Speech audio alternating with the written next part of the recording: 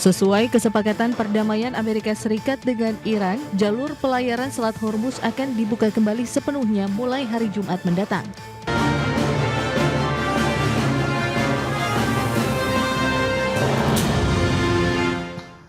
Ya, pemirsa, jalur pelayaran Selat Hormuz akan kembali dibuka seiring kesepakatan damai antara Amerika Serikat dan Iran yang akan ditandatangani pada Jumat mendatang. Dengan dibukanya kembali Selat Hormuz, kapal-kapal akan bisa melintas tanpa dikenai biaya.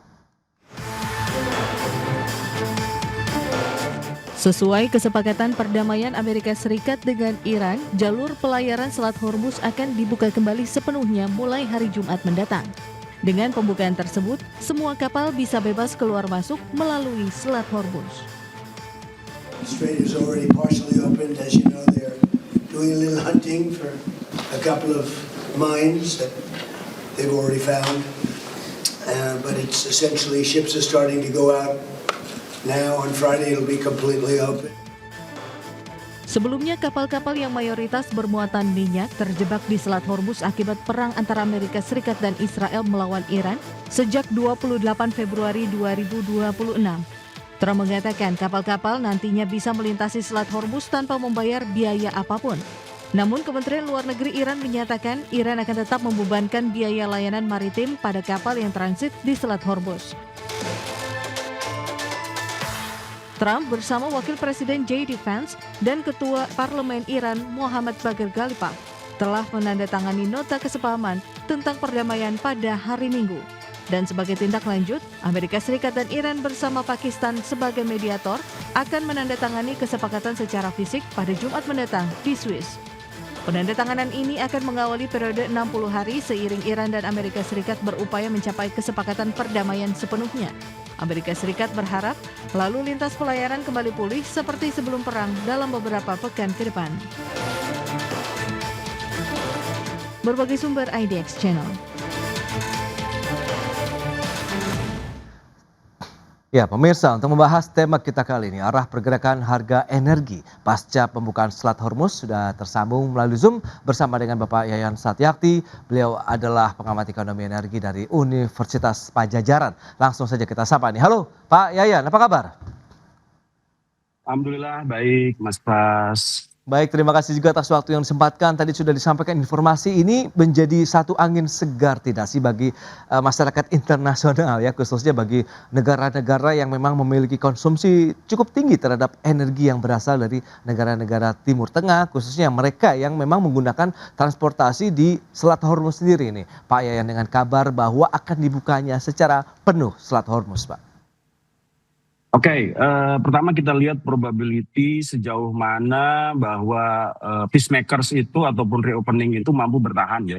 Jadi kalau kita lihat di sana kan tadi sudah dijelaskan kurang lebih ya ada sekitar sebulan lebih ya. Dan kalau saya melihatnya itu kita masih di sekitar 55% probabilitanya.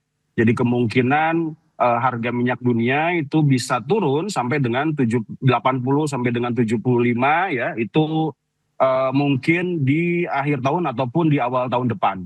Nah kemudian yang kedua itu masih kemungkinan akan terjadi fragile trust ataupun ada intermittent itu sekitar 30%. Jadi harga itu bisa di kisaran sekitar $90 per barrel. Kemudian juga ada renewal closure ya, atau kalau misalkan terjadi masih ada katakan sekitar 15% itu masih ada kemungkinan bahwa apakah peacemakers agreement tadi ya itu bisa bertahan lama atau tidak.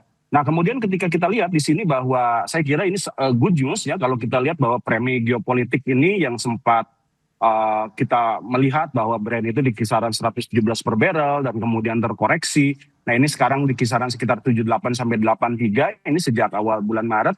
Nah ini menyebabkan bahwa adanya kemungkinan penurunan seperti tadi saya katakan kalau misalkan itu terjadi kurang lebih sekitar probabilitasnya di 55%, itu akan menurunkan beberapa komoditas khususnya yang non-subsidi ya. Dari sini kita perkirakan bahwa dengan katakan nilai tukar yang sekitar 17.000 ya yang saat ini, nah itu kemungkinan bahwa kita akan mengalami penurunan khususnya untuk Pertamax ini untuk di bulan Juni sekarang ini kan 16.250. kemudian juga bulan Juli sekitar 15.228, Agustus sekitar 14.500, 1.100, Oktober 13.800, November 13.614, dan Desember ini 13.479. Jadi kalau kita lihat apakah probabilitasnya itu akan kembali lagi ke harga yang sekitar 12.300, saya kira itu kita tidak bisa akan kita peroleh untuk saat ini ataupun misalkan bulan depan, tetapi kemungkinan itu akan terjadi di awal tahun depan. Nah, kalau kita lihat misalkan juga ada beberapa hal fundamental yang mungkin ini akan meningkatkan khususnya dari sisi supply ya, dengan adanya reopening tadi. Ini kita lihat bahwa IEA juga itu memproyeksikan rata-rata di tahun 2027 itu kurang lebih sekitar 79 US dollar. Dan kemudian juga OPEC Plus juga ini akan melakukan pemulihan produksi. Dan kalau kita lihat misalkan seperti di STEO ya, ataupun short term energy outlook Amerika Serikat itu pada tahun 2027 masih ada di kisaran sekitar 79 US dollar dengan penambahan produksi Amerika Serikat akan sekitar 14 juta barrel per day. Jadi kalau kita lihat di sini bahwa kemungkinannya ya akan terjadi penurunan, nah, tetapi equilibriumnya itu tidak akan bisa diperoleh dengan cepat dan itu akan terjadi seperti kondisi sebelum bulan Maret itu akan ada di awal tahun depan. Baik, Pak Yayan. Dan kita langsung saja sudah bergabung ini Profesor Tumiran. Beliau adalah Direktur Engineering Research and Innovation Center dari Fakultas Teknik Universitas Gadjah Mada dan juga anggota Dewan Energi Nasional tahun 2009 sampai dengan 2019. Halo Prof. Tumiran, apa kabar?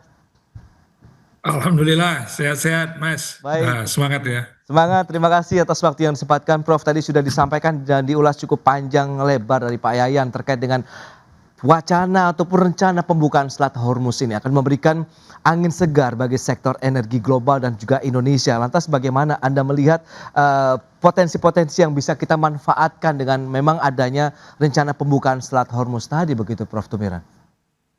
Iya, kalau saya melihat pelajaran dari Selat Hormuz itu sekarang dibuka, itu harusnya momentum apa yang telah dilakukan pemerintah itu harus dijalankan terus. Misalnya penguatan untuk menunjukkan transisi energi, ya kan, upaya konversi dari LPG ke listrik. Ini sebaiknya diteruskan. Kemudian upaya percepatan untuk mendorong EBT supaya kita mandiri juga diteruskan. Karena situasi global walaupun sudah disepakati antara US dan Teheran untuk menghentikan perang ya, tapi kan kita tidak bisa menjamin apakah dalam negosiasi 60 hari ke depan betul-betul itu mereka kedua negara itu kepentingannya masing-masing terpenuhi sehingga komit terhadap agreement tetap menjaga Selat Hormuz. Jadi saya kira kita tetap waspada ya. Jadi jangan nanti harga minyak turun. Tadi Pak Yayan sudah memprediksi ya dari data mungkin ya tahun 2027 juga kalau itu akan terjadi akan oversupply seolah-olah akan murah bisa 60-an sampai 75 US dollar. Sekarang kan sudah 78 79 tadi Pak Yayan sudah menyampaikan angka-angka itu ya. Jadi buat saya yang penting bahwa kita jangan lengah gitu. Karena sudah murah nanti beban subsidi juga turun gitu ya. Tapi ini jangan seperti itu gitu. Jadi ini yang harusnya tetap kita lakukan adalah penguatan. Kita kan ekonomi kita kan sulit Mas. Lapangan kerja kan susah sekarang ya.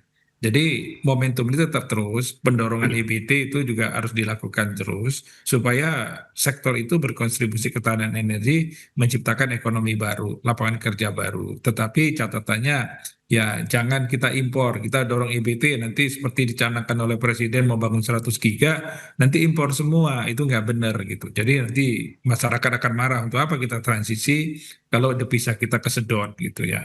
Jadi ini harus diperhatikan. Saya kira momen ini tetap kita waspada dan hati-hati.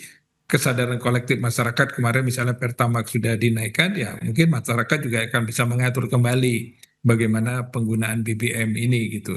Saya kira itu Mas tambahan yang ingin kita sampaikan ya, supaya kita tetap waspada. Seolah-olah itu akan terjadi, itu lebih baik gitu. Jangan seolah-olah itu tidak akan terjadi. Jadi kemudian kalau nanti memang minyak bisa turun, ya Indonesia segera menyiapkan untuk cadangan strategis gitu ya. Jadi kita bangun cadangan untuk BBM, cadangan LPG atau penyimpanan gas ya. Sehingga kalaupun ada krisis, misalnya sebulan, itu kita masih bisa mengatasi fluktuasi yang tidak mengganggu perekonomian nasional. Ini kan seperti punya cadangan-cadangan strategis seperti Jepang, Amerika kan punya. Jadi walaupun ada gejolak mereka terlock, itu mereka masih bisa mengamankan situasi ekonomi domestiknya. Baik, Prof. Dan kita tahu juga pemerintah sudah menandatangani kesepakatan impor minyak mentah dari Amerika Serikat dalam perjanjian perdagangan resiprokal dan baru-baru ini juga berencana melakukan importasi minyak dari Rusia. Apakah kebijakan ini sudah tepat sebagai antisipasi dinamika di Timur Tengah? Kita akan bahas lebih jauh di segmen berikutnya. Kita akan jeda sebentar, Prof. Timiran dan juga Pak Yayan. Dan pemirsa, kami akan segera kembali usai jeda berikut ini. Ya, terima kasih Anda masih bergabung bersama kami dalam Market Review. Kita lanjutkan kembali perbincangan bersama dengan Profesor Tumiran dan juga Bapak Yayan Satyakti. Nah, Pak Yayan, kalau kita bicara dengan tadi potensi dan juga optimisme nih, seperti yang Prof Tumiran sampaikan yang harus terus digaungkan oleh masyarakat, pemerintah begitu, bahwa harapan Selat Hormuz tetap terbuka ini kan memberikan dampak yang sangat positif bagi Indonesia. Nah, sejauh mana kita tahu harga minyak Brent WTI ini kan sudah mulai cenderung turun. Nah, dampaknya buat Indonesia karena kita tahu juga sudah mengalami kenaikan beberapa kali bahan bakar minyak yang non subsidi begitu dalam beberapa waktu terakhir ini, nanti akan kemana arahnya, Pak? Ya, kalau misalkan kita lihat ya angka di ICP itu yang ada di APBN itu yang sekitar $70 per barrel itu mungkin harus direvisi ya. Kenapa? Karena kalau kita lihat bahwa realisasi year to date itu hingga 31 Mei sampai Juni itu sudah sekitar $91,9. Itu di atas asumsi $70 per barrel. Nah, kalau misalkan kita lihat itu kemungkinan yang paling realistis itu di kisaran sekitar mungkin 80 sampai dengan 85,5 ya, atau di antara itulah. Nah, jadi kalau misalkan kita lihat di sana mungkin pemerintah harus menyiapkan dengan beragam skenario dari mulai 80, 85 hingga 90. Nah, kalau misalkan kita lihat di sini bahwa katakan bahwa berdasarkan pada informasi yang ada di publik ya, pemerintah itu memiliki bantalan kurang lebih sekitar 420 triliun untuk menjaga kurang lebih di kisaran sekitar 2,9%. Nah, ini yang paling katakan untuk ICP rata-rata itu di $90 itu akan melebarkan defisit itu kurang lebih sekitar di 136 triliun. Kemudian kalau misalkan US dollarnya itu di ICP-nya itu di kisaran 100, maka itu akan kurang lebih sekitar 204 triliun. Nah, kalau saya lihat ya kemungkinan bahwa jika dalam kondisi damai ini prediksi dari beban subsidi itu di kisaran sekitar 245 triliunan ya. Kalau misalkan catatannya rapuh ini bisa sekitar 306 triliun atau misalkan ada penutupan ulang itu di sekitar 418 triliun. Jadi apakah ini misalkan masih bisa ya, saya kira kalau kita lihat angkanya kita masih bisa. Nah, tetapi memang beban ini itu akan relatif agak berat ya. Karena apa? Karena tidak hanya berbicara mengenai subsidi, tidak hanya fiskal ini untuk subsidi, tetapi juga digunakan hal-hal yang lain. Karena kalau kita lihat bahwa dampak sektor migas ataupun hidrokarbon sektor itu tidak hanya ke BBM langsung, tetapi turunan hidrokarbon yang ada hubungannya dengan industri manufaktur seperti plastik, amonia ya dan lain-lain. Nah, sehingga kalau kita lihat di sini bahwa mungkin pemerintah harus segera untuk melakukan readjustment khususnya untuk kebijakan subsidi, dan kemudian harus tetap waspada karena kita lihat bahwa prospeknya sampai apakah akan sampai sesuai dengan harga katakan 12.300 itu tidak akan tercapai dalam jangka waktu dekat. Jadi kita harus menunggu dan ini akan ada adjustment.